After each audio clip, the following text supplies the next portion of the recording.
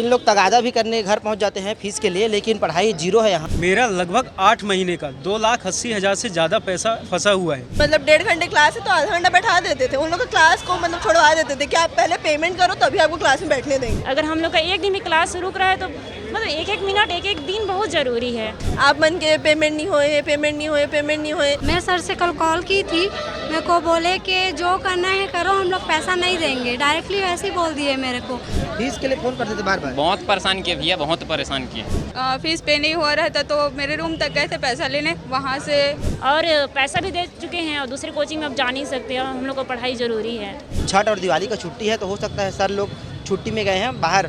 6-6 महीने 7-7 महीने हम लोग को सैलरी नहीं मिली, ऐसा भी टाइम आया था। चेक बाउंस का भी हम आपको डॉक्यूमेंट दिखा सकते हैं। चेक बाउंस जो हुआ है सर, भारत का ही नहीं विश्व का एकमात्र ऐसा संस्थान होगा जहां दिवाली में पैसा मिलना तो दूर। जैसे दुर्ग हो गया, राजनांदगांव हो गया, मंगला ब्रांच हो, किसी बच्चे पैसा रिफंड नहीं हुआ है। जब भी हम पेमेंट मांगने के लिए जाते हैं तो डायरेक्टर हर समय ये बहाना बनाता है कि पैसा है नहीं। मैसेज पे मैसेज आया कि छुट्टी पे छुट्टी, छुट्टी पे छुट्टी। कितना फीस दिए हो?